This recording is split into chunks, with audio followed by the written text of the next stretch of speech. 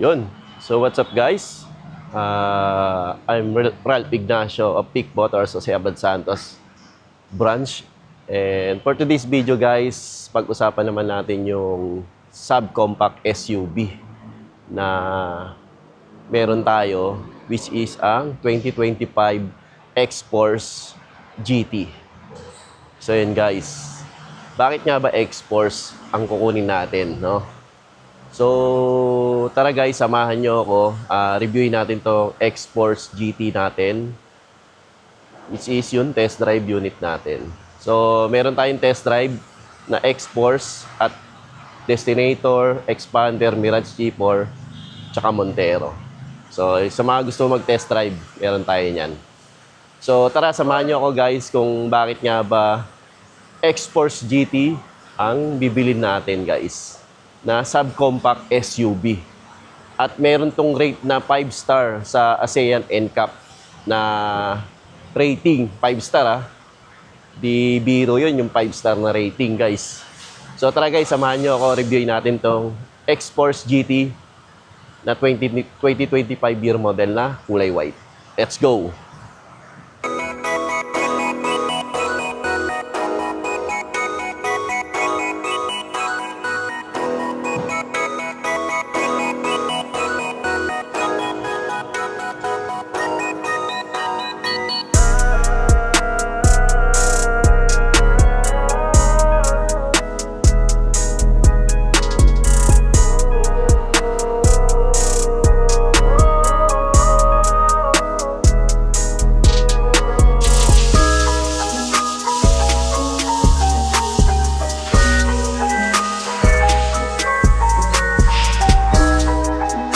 So yun guys, umpisa na natin reviewin tong X-Force na GT natin, no? So, X-Force GT natin is marami tayong available nito. Tapos, ang SRP pala nito is 1,581,000. Yan.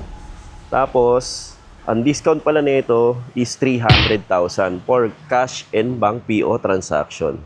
So, sa mga gusto mag-avail nito, so 300,000 to ang discount nito. So, yun. Umpisa na natin, guys. So, guys, ito yung X-Force natin, which is ang subcompact SUV natin category. So, 5-seater crossover siya. Tapos, meron siyang front-wheel drive. Pang city driving na SUV height at ground clearance. Diba? Mataas ang ground clearance yan. 222 mm. Naka-premium variant ka na ng X-Force GT. So, umpisa na natin dito sa ilaw niya, no? Which is yung ilaw niya is naka-LED headlight, projector headlight. Yan. Tapos, naka-daytime running light. Yan. Naka-LED na rin na daytime running light. Tapos, meron na rin siyang fog light. So, ito yung fog light niya sa ilalim. Nice. So, yan yung ilaw niya. Tapos, yung side mirror, meron ding ilaw. Yan. Tapos, ang grill niya, design niya is naka-honeycomb design na grill. Tapos, meron siyang sensor sa harapan. Yan. So, ang engine pala nito is 1.5 liter na Maybach engine. Tapos, continuous variable transmission, CVT, yung transmission niya. Yan, check natin yung engine. Open lang natin. So, yun guys, ito yung engine niya. Engine bay, ang X-Force GT natin, na may displacement na 1.5 Maybach gasoline engine na continuous variable transmission. So, CVT. Tapos, ang power niya is 105 PS at 6,000 RPM. Tapos, ang torque niya is 141 Nm at 4,000 RPM. Yan. Front wheel drive yan, guys. Yung X-Force natin.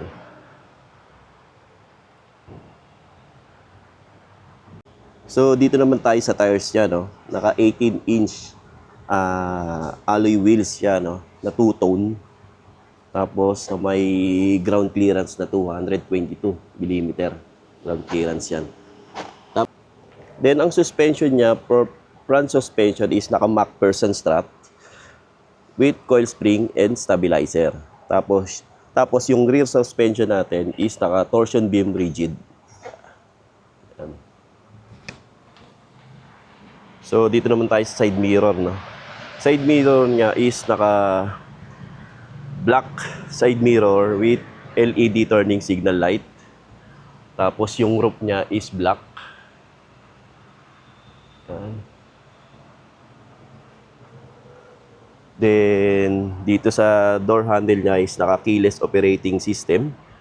So, pupush mo lang to, button na to for unlock and lock.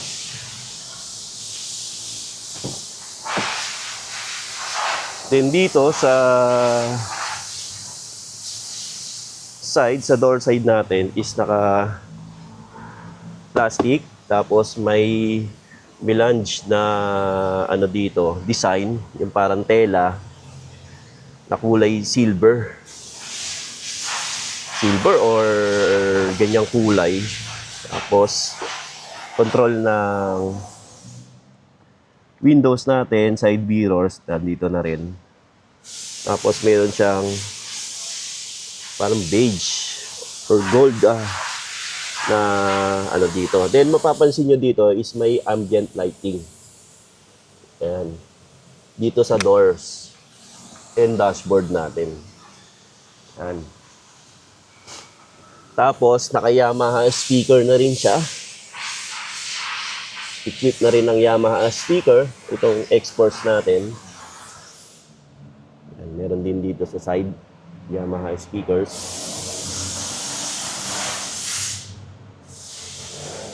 Then dito sa seat niya is naka manual adjustment.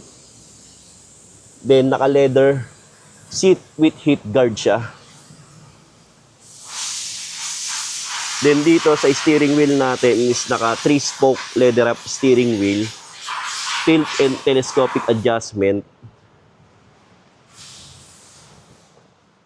Then may audio control and adaptive cruise control. Yan guys. Tapos yan tayo sa loob.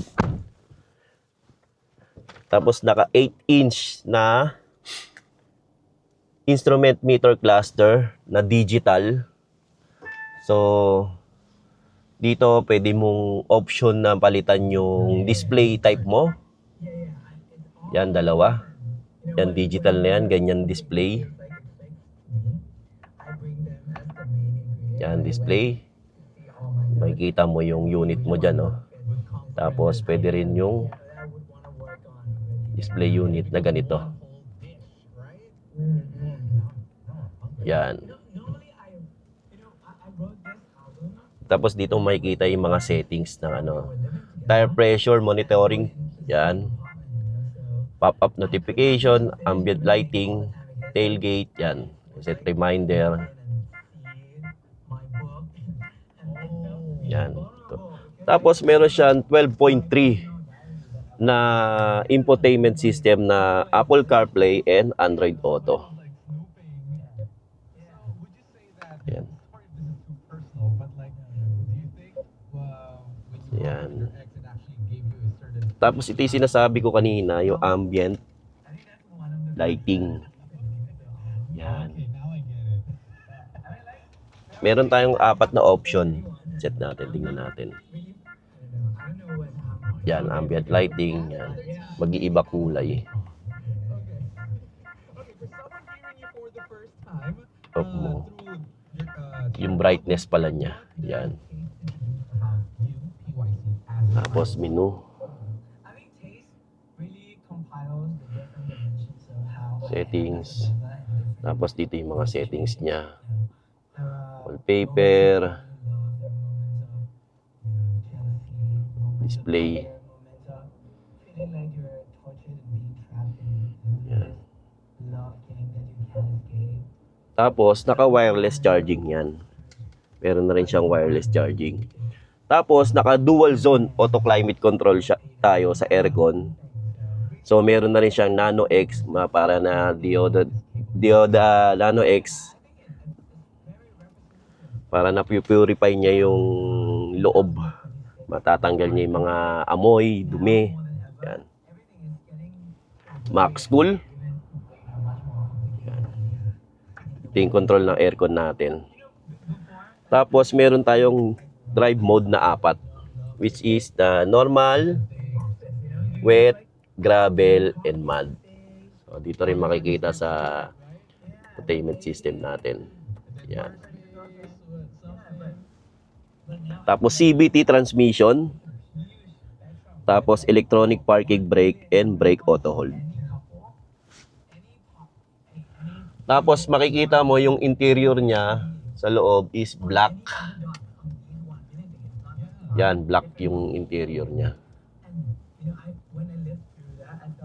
Then center armrest, center console na may cooling dito system na para na may maintain yung kung lamig dito sa loob ng center console. Yan, tapos may seatbelt reminder, ilaw, tapos lagayan ng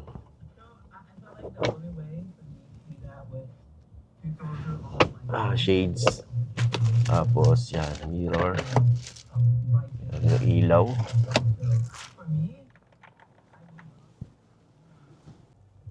So yun guys, yung X-Force natin na to is may equip siya. Madami siyang equip na features, no.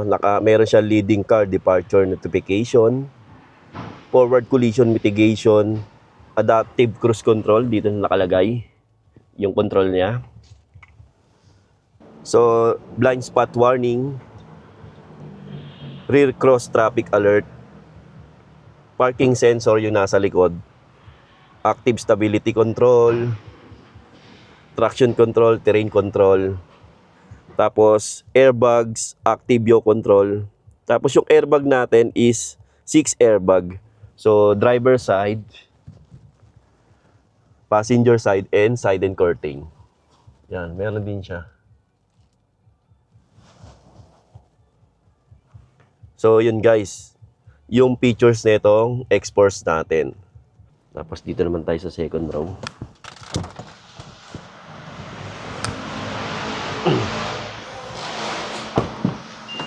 Second row niya is ganito.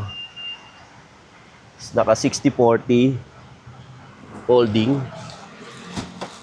Yan. Flat.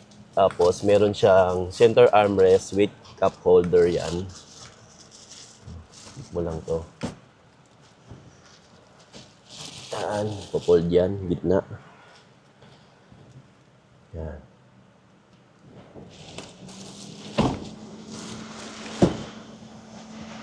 Tapos meron din tayong charging system dito, no.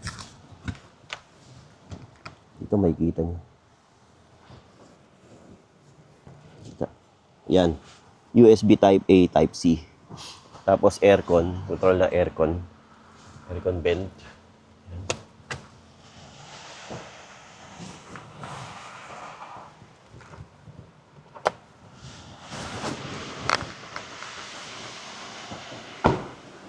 Then yung likod niya is naka spoiler, integrated spoiler na may high mount stump lamp na LED, tapos pin antenna. Tapos LED na rin yung taillight natin na T-shape design. Tapos reverse light.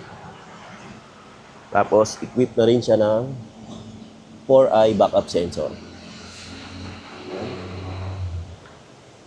Then with rear camera.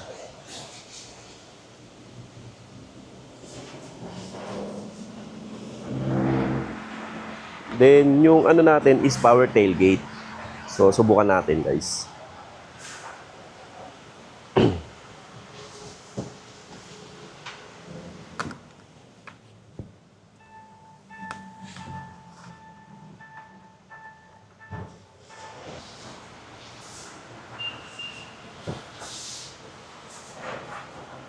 Yan guys, power tailgate. Tapos, ito yung button niya dito. Then, ito sa likod niya is, ito yung pinaka compartment niya. Then, meron siyang tonneau cover, which is nilalagay dito yan para i-cover dito sa compartment. Diba? May ilaw dito. Tapos, ang spare tire niya is ganyan lang. Hindi siya naka-mugs. Bakit? Kasi kung ilalagay yung mugs same size nung ano, is mag-ano siya ng space dito sa compartment. Yon. And ito.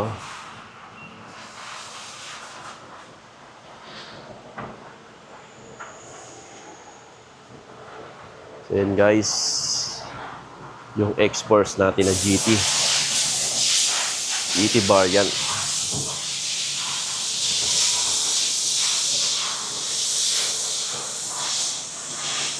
So kung naghahanap ka ng subcompact na SUV tapos punong-puno ng features, so itong kailangan mo, X-Force GT natin. So yan guys, ito nandito ako sa loob ng X-Force GT natin. So ang SRP pala nito is 1,581,000, tapos 300,000 ang cash discount nito. So year model, 2025 year model, madami tayong available nitong X-Force GT. Meron tayong yellow, white, gray. Yan. Yung mga available natin. Tsaka silver, meron din tayo nito. So, yun lang guys. Kung bago lang kayo sa YouTube channel ko guys, subscribe na rin kayo sa YouTube channel ko para updated kayo sa promos namin dito sa Mitsubishi Peak Motors Abad Santos branch. Para ma-message nyo rin ako para ma-assist ko kayo sa mga unit na gusto nyo. So, hindi lang X-Force, madami pa tayong unit. Mirage, G4, Expander, Montero, L300, Triton, yan. Tapos Versa van, meron na rin tayo. So yun guys, sana na-update ko kayo dito sa X-Force natin, no? Sa mga naghahanap ng X-Force, ito, panoorin nyo tong YouTube na to, YouTube video natin. Para baka makatulong to sa inyo. Yun lang guys, and see you dito sa dealer namin sa Peak Motors o si Abad Santos branch.